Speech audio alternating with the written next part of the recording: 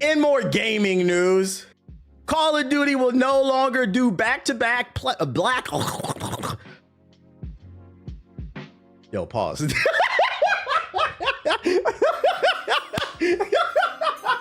In other news, Call of Duty will no longer do back-to-back Black Ops or Modern Warfare games. I may or may not have had some subs, man, making us wrestling fans look bad. I don't listen. I don't smoke weed, but I've been around people who smoke weed. I never seen it. Go look at his page. No funny shit. I never seen a fucking blunt so small. I'm like, God damn, that shit was like on his fucking. I'm like, God damn, bro, it's gone, nigga. God damn, get up, get a new one or something. But anyways, Activision is making a major strategic shift with Call of Duty that will affect it for years to come. Following less than stellar response to Black Ops 7, the franchise would no longer get back-to-back entries in the sub-series. This applies to not only Black Ops, but also to Modern Warfare. We will no longer do back-to-back releases of Modern Warfare or Black Ops games, Activision said in its official announcement. The reasons are many, but the main one is to ensure we provide absolutely unique experiences each and every year. Shout out to D-Mac No with the super chat. I appreciate you, bro. He was holding that blunt with the tweezers. He was holding that shit with the tweezers. Yo, shout out to Miles with the sub. All right, translation. The reason's many, but the main is to ensure we provide absolutely unique experiences each and every year. The reason being, chat, this is great news. This is great news whether you're a Call of Duty fan or not. Translation, this is corporate talk for you, the consumer, have finally woken up and realized the product is not where it needs to be, and you're not spending as much money as we would like. So we're going back to the drawing board and we're gonna try a little harder. What do I preach on this stream? By the way, when did Black Ops 7 come out? It came out November 14th. So it's been out for like, what, 2 or 3 weeks? At the time of this stream, today is December 9th. This game has been out for like 2 or 3 weeks. And they have released a statement saying, we are going to make the game better. Now, what have I said on this stream for years? If you don't like something, vote with your wallet. So I'm going to give a W, group economics. I'm going to give a W to the Call of Duty and the gaming community as a whole, because Call of Duty is super mainstream. If you don't like something, don't fucking buy it, bruh. Don't talk about it. Act like it don't exist. That's going to hurt niggas' feelings for real. This is a W. I'm going to clap it up for y'all. This is a W for everybody. I've said on this stream several times, when they announced the Switch 2, the entire internet said, we're not buying this shit. The games are too expensive. They're talking about $80, $90 games. And then you guys made the Switch 2 the fastest selling console ever. You fucking Hyrule horn dogs, you Ganon guzzlers, you Minish Cap Mafia ass niggas. You Ocarina of Time ticklers. Y'all made it the fastest selling console of all time. And I said, listen, if nobody... It sold 3 million copies in the 3 million hardware units in the first month, and it's at 5 or 6 million now. If they would have sold 100,000 units or less, do you know how fast, fuck the tariffs, do you know how fast Nintendo would have dropped the price on that bitch if you genuinely didn't like their business practices? I feel like this is important to highlight these stories. I cannot stress this enough. And I think the worst part about what concerns me, that people aren't practicing group economics on a regular, is there's more competition in the gaming space. Guys, you do not have to play Call of Duty. You did not have to buy that Nintendo Switch 2. You could have got a ROG Ally. You could have got a Steam Deck. You could have been playing Expedition 33 instead of fucking Mario Kart World. You could have been playing Hades 2 instead of Metroid Prime 4. Also, Metroid Prime 4 is on the Switch 1. You don't have to buy this shit. Exactly, podcast. Keep fighting the good fight.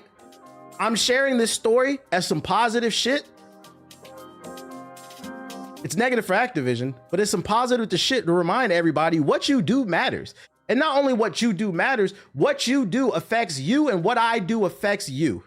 I mean, my dumbass. What you would do affects me, and what I do affects you. Am I my brother's keeper type shit? I don't know what the fuck I was just saying. You got to remember that shit. So fuck Activision. I love to see this shit. Alongside this announcement, Activision promised meaningful, not incremental innovation for the series' future. It didn't specify exactly what this meant, instead stressing it would share more when the time is right. And here's the thing, right? They're promising that they're going to innovate on the series now. Make sure to hold their feet to the fire. Next time they announce a new Call of Duty, if you don't feel like from them trailers it looks innovative, you tell them niggas, don't buy it. Don't buy it. Because guess what? If it's year after year where people aren't buying Call of Duty, eventually they might stop making the game, and then Activision might make something else. And that's in my opinion, this is a win-win situation. Best case scenario for Call of Duty fans, the game gets better. Worst case scenario, we get some new games. Black Ops 7 will still be getting seasonal support. We'll still be getting the seasonal support players have come to expect from the series. However, and Activision said it won't rest until Black Ops 7 earns its place as one of the best Black Ops games we've ever made. That's easier said than done, but more people are going to have the chance to try it out very soon. Starting next week, the multiplayer and the zombie modes will be available for free, which will coincide with a double XP weekend. They're doing free trials now. They're poor. They're poor. And before I get off this story, let me give you another reason. Shout out to Bushy with the super chat. Let me give you another reason why you really need to stick it to Activision and Microsoft when it comes to Call of Duty. You, the consumer, holds all the power. And do you know why? It's not just about how you spend your dollar, but it's the fact that Microsoft's back is against the wall. Because friendly reminder, how much did they spend? How much did Microsoft buy Activision for Pick and Play Call of Duty? They paid $70 billion to buy Activision's catalog and bring it inside of the Microsoft umbrella. You guys realize they got to make that money back. So you, the consumer, whether you realize it or not, you are in complete control because these niggas are desperate. Look how quickly they changed their tune in 2 or 3 weeks. So fuck them. Next year when they announce Call of Duty, if it's not to your standards, whatever that may be, because everybody's standards are different. But if it's not to your standards, don't buy it. Go play something else, man. There's too many great games out here to be worried about fucking Call of Duty. In worst case scenario, if you really need a Call of Duty itch, you don't have to buy the new entry. Just play Warzone. It's free. Yo, shout out to the Phenom with the $5 super chat, but don't buy none of them fucking microtransactions, nigga. Lost my job in August and started watching the streams while applying for jobs. Landed a new job in November. I appreciate the streams through the tough times. Shout out to Phenom for getting the new job. And I appreciate the super chat as well. Has there ever been a free trial in COD's history? I couldn't tell you off the top of my head. I don't know. I want to say yes. That's not new. But I will say I don't feel like that happens very often. But congrats on the new job. But in this economy, that's impressive. No, that's facts. That is actually very impressive because I don't know if y'all saw, but the Department of Labor and Statistics, they announced they're no longer going to be releasing like numbers or something like that. Like the job, so there was a report that said that the job market is trending towards it's going to be worse than the Great Depression.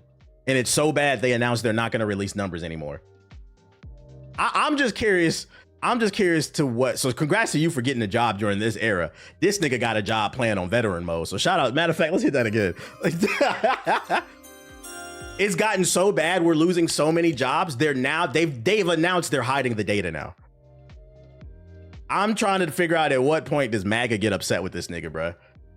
But anyways, yeah, I think I'm cooked in January, unfortunately. Nah, keep your head up. Keep your head up. Keep your head up. Keep your head up. Other news. Star Wars Knights of the Old Republic 2 remake plans revealed as KOTOR 1 reimagining continues development. They announced this like 2 years ago, but it's been in like development hell. Nobody knew what was going on, but it looks like not only is the KOTOR remake coming, but we're getting the KOTOR 2 remake as well. Saber Interactive's troubled Star Wars Knights of the Old Republic is reportedly still in development, and KOTOR 2 remake may be on the way. The latest update on the long-in-the-works Star Wars remake came from a GameFile report, which pulls from court documents related to a false advertising lawsuit launched against Saber's Asper Media and Lucasfilms in 2023.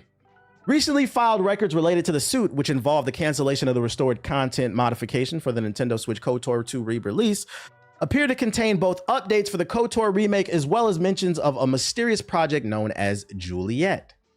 Attorney Ray Kim prodded for details about what Project Juliet was during the deposition of Lucasfilm Games Vice President Douglas Riley. The Star Wars company VP's response left little room for ambiguity. Juliet was the code name for a project where we were going to do a full remake for KOTOR 2 with modern art, modern gameplay, you know, keep the story and the characters in general and the general content of KOTOR 2, but remake it for modern hardware and modern machines with updated graphics and all those kind of things, Riley said. It was something we were discussing with Asper. As for the long lost cut of KOTOR 2's content, Riley clarified that the plan was we would remake the content that was in the RCM as it relates to Star Wars and the Juliet project. Whether or not a KOTOR 2 remake remains in development is hazy for now, with Riley's latest update saying Juliet was technically on the roadmap as of March 2025. So it's in the plans, but it's not guaranteed, but they definitely want to do it. Should Saber continue development? Oh, he's just yapping at this point. So fun fact, I never played KOTOR before. My first BioWare game was Jade Empire and then Mass Effect after that. But I missed the KOTOR train, and KOTOR 2 is made by Obsidian. But I did end up playing KOTOR when I worked at G4 because they put out a port for mobile phones. And for some reason, they asked me to do like a port report, like a review on that. So I played it for like a couple hours and then made a video about it just to kind of review how it ran on phones. It ran really well if you want to play it on phones. And just from playing KOTOR for a couple hours, I was like, I get it. I get why people say it's a classic. I think for me, what stuck out in that first couple hours when you ran into that dude Duncan something, it was some fraud. It was this dude that was like scamming in the Star Wars universe, like Duncan something his name was. That shit had me cracking up, like legitimately laughing. And I was like, okay. I was like, I like this, but I was like, I want to wait until the remake comes out. And I'm still standing on that. I want to wait until this full remake comes out. Because like I feel like some of the mechanics didn't age the best, but I will say KOTOR's story, like its narrative and its world building, it still stands the test of time, and I understand why people like it. You can see the DNA of Mass Effect in KOTOR.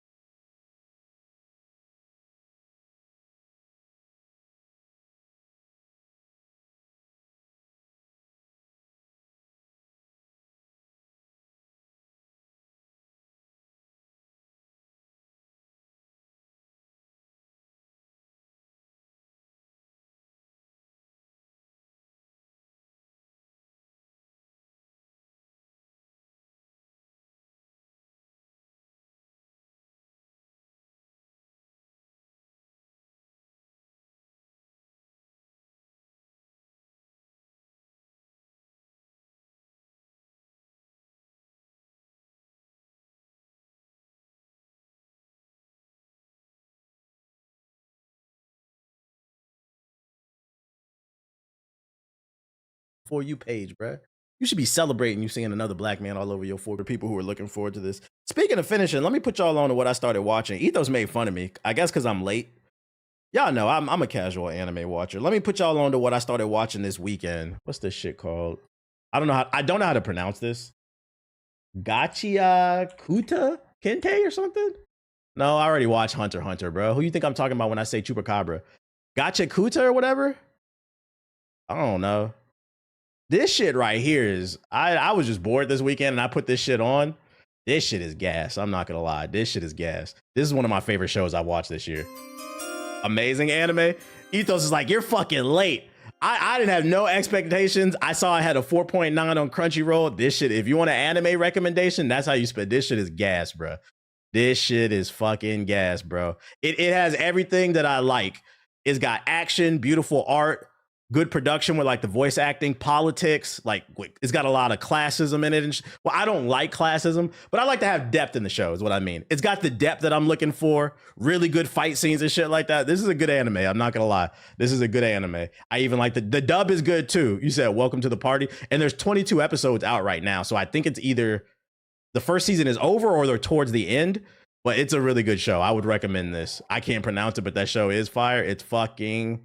If you want a quick synopsis of it without spoiling it, basically there's a nation that lives in the sky, a floating spear, and there's a rich side of town with like aristocrats, the nobles, and then there's the slums, and there's a kid from the slums who loves going and sneaking on the rich side of town and stealing their trash and fixing things up. They find him stealing trash and they knock him off of the fucking spear and they send him down to Earth, where it's polluted, and then like it's run by like monsters that are made of like trash, and he joins this team of trash fighters called the Cleaners. I feel like the vibe I'm getting, because I'm only like 5 or 6 episodes in, there's like a whole conspiracy going on. There's some characters I don't trust. Shit is fire. It's fucking fire. The author is cool. I'd recommend that one if you want a show to watch. It's on Crunchyroll, or you know where you can find it. All right, I'm adding that to my long ass lip. There's depth to it too. Yeah, there's depth to it. I like it. That's what like you don't have to have a ton of depth. I just like a show or a book that has like some character development, proper pacing on the storytelling. The pacing on this show is really good. It knows when to slow down and it knows when to give you action too. Jabber is amazing. It's got black people in it. Yeah, Jabber. That's where I stopped. Like after the Jabber fight, that's kind of where I stopped. I think that's like 6 or 7 episodes in. But you watch Friend? Nah. The only other show I'm watching that I like is something assassin. It's called My Status as an Assassin. It's okay. It's like a 7.5. It's just something to watch. But this one feels like an 8 or a 9 if they stick the landing. It's really good. Heads up, Crunchyroll is getting rid of the free tier. I'm on my mother's plan, so I mean I'm on the paid one anyway. They don't do account sharing, like password sharing. There's like 5 of us. Like the whole family's on one Crunchyroll account. I'll let you. I'll pay for that shit, nigga. I am on a free account. My mother paid for it. Your mom watches anime? She does. I think Naruto got her hooked because like a couple of years ago, she like texted me out of the blue and she was like, I was bored, so I started watching Naruto. And she's like, I get your name now. And she's like, I get Aki's name too. She's like, I like it. Akamaru. She's like, I get it. She's like, I actually really like the show. She's like, it's very heartfelt and it's like the action is good. So her and like my entire family, like they all watch anime now. They're super hooked on that shit. And so then she hit me out of the blue like 2 months ago and she was like, you got Crunchyroll? And I was like, no. I was like, I watch anime allegedly. She's like, you want it? I was like, sure. It's like 6 of us on one account. So just in case you didn't know that, you know, if you do want Crunchyroll the legal way, you know, y'all could just go in on one account and split the fee, pay for 1 year, and then like 5 people on one account or whatever. That's dope. My mom loves Death Note. I think she said she liked Death Note too. Yeah, the family plan allegedly. Let me turn my music on. They're on that bullshit for getting rid of I don't know why. Like they should. I feel like every streaming service should have a free plan. Just put a bunch of ads on there, bruh. I think people would deal with that shit, man. Speaking of games, though, we got another quality game to come out. Skate Story. I'm seeing 10s, 9s, 8s. It's actually one of the best reviewed games of the year, sitting at an 89 overall Metacritic. I saw one review say that it's a really fun skateboarding game with a heartfelt story that has some really strong commentary on what art is. And I'm not gonna lie, that kind of interests me. So if you're into skateboard games, I mean, I can bring up the trailer. Another banger just dropped. Skate Story. Yeah, I got a trailer. I'll show the trailer.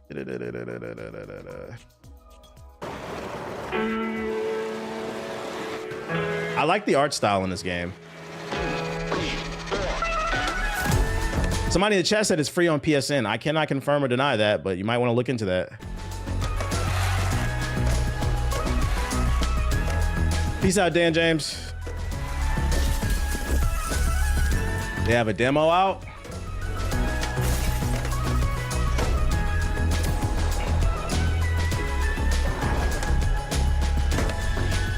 I'm not gonna lie, the animations look really good. It looks just as good, if not better than Skate. I'm gonna be honest. This actually looks better.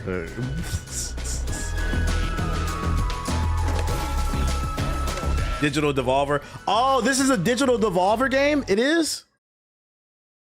It is. I didn't even peep. Oh yeah, this is a banger. I'm not gonna lie. I don't think I've ever played a bad Digital Devolver, a Devolver digital game, I mean. When it comes to like indie titles, I feel like Devolver Digital is probably the best publisher on the market. They're like, to me, they're like the Image Comics of video games. In comic books, there's DC, there's Marvel, and then there's Image. If you don't know Image, that's Spawn, that's Invincible, and then they have a bunch of other really big. I feel like they're like the Image. They're like a strong dark horse, like indie type of joint. They published Remnant too. I didn't even know that. Makes me like them even more. But yeah, I don't think I played a bad game from them.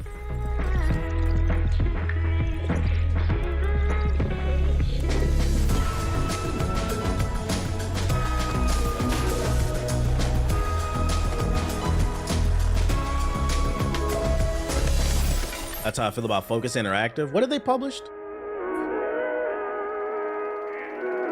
W art direction. I do like the art direction. So I mean, hey, the game is reviewing really well. Like it's getting 10s in some places, man. If you look in this year where motherfuckers know gaming is dead, it's too many fucking games to play. Games after, yeah. Why is Jalen Brunson trending? He on my fantasy team. Hold up, chat. Wait, I want to make sure nothing naked pops up. Niggas is nasty on the fucking platform. Oh, it's because he going crazy. Jalen Brunson in the first quarter, 20 points, efficient shooting, efficient from the three. Hey, hold up, chat. I gotta check my fantasy. Oh yeah, this nigga going stupid, bro. Yeah, the Brunson burner.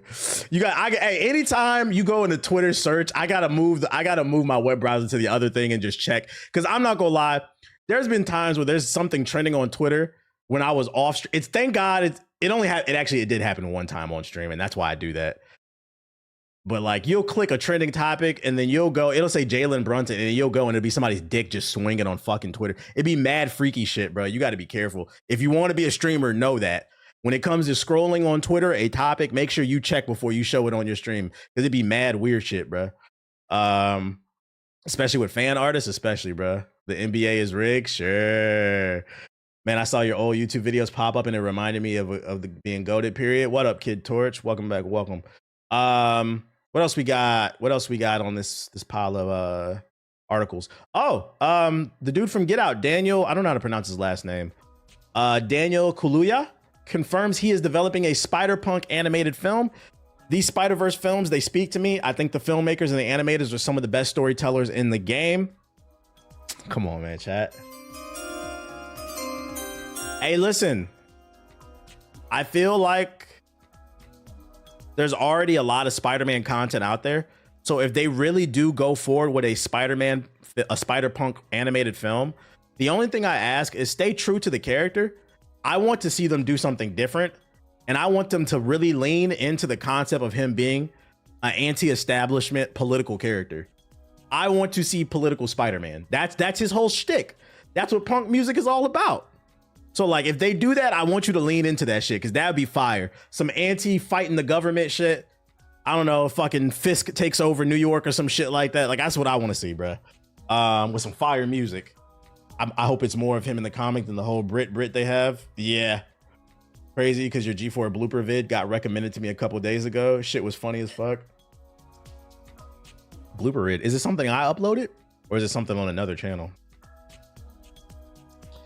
The ones I remember I uploaded 2 and nobody really watched them, so I stopped uploading them. But I'm glad I uploaded them because I need them. I need them for future content. May or may not be having, may or not be being getting scouted for a movie or something. Anyways, yeah, it was yours, like the best. Oh yeah, I uploaded those. Yeah, the best of the Hokage moments. Well, I'm glad you. I stand on it. I stand on it. I feel like the content I was making over at G4, the content that they let me write, I felt like it was legitimately good. I was writing really good skits over there. I felt like I was doing some really funny shit, but we didn't get enough time to, spread our wings. Unfortunately, corporations, the corporate ups at Comcast, they wanted to they promised us that it would be a creator first network, and they tried to control everything. And by the time they gave us control of stuff, it was too late. Unfortunate. But the suits. Yo, why is there a $250 statue for Absolute Batman? Who wants 10 inches of Bruce Wayne? If you think you can handle 10 inches of the bat, it'll only cost you fucking $250, bro. I'm betting anybody who clicks that shit, but if you can handle it, let me know. Hey, they said, hey, you can't call it a BBC because he white. What would you call it? A BB? You can't call it a BWC? He got a BWC. I was about to call it a BBW. This nigga's not. Well, I mean, he's kind of a BBW. I think he's like 300 pounds in the comic book. Hey, someone's gonna buy. I'm not gonna lie. I would buy this because I got a few figurines on my thing, but that's too rich. Oh, yo, can anybody explain to anybody who's into collecting figurines, why is this shit so expensive? This is nice. I'm not gonna lie. This is really cool. It's got really good details, but why is it $250? I feel like none of this shit could cost more than like 50. It's the scarcity. Yeah, but that's artificial scarcity because this is just plastic. Is it the material? Is it like rare materials maybe? Because it's Batman. Looks cool though. But I mean, if you're into it, and then you niggas clip that shit. All right, buddy. Next. The ultimate N64 replacement for analog is coming back, and now it's in colors that you want. For those unaware, I already know what this is. The analog 3D, they have an N64. Basically, it just came out. It allows you to stick an N64 cartridge in it and play N64 games in 4K. So for those who want instead not to emulate on PC, but want the true N64 experience. Although I don't know how popular these items are going to be once the Steam machine comes out, because you'll be able to emulate it at a not just your desk, but at your TV on the couch, kind of doing the same thing. It won't look like the N64, but it'll be this. But anyways, they're re-releasing it with the translucent colors and stuff. I wish consoles would do this more. For me, I feel like this stuff is too expensive because it's like 200 bucks or some shit like that. Yeah, it's 300 bucks for this shit. I'm not paying 300 bucks to emulate N64 games on a new piece of hardware. There are a lot of really great, well-known sculptors in the collectible scene, so sometimes the price will be raised due to the quality of their work. Gotcha. I feel like I won't get into collecting like figurines until I got a house, because I feel like you need space. You need like a man cave. Until I got my man cave, for now it's just books and vinyls. $250 for N64 is 100. Ain't that crazy? If you're into it, you know.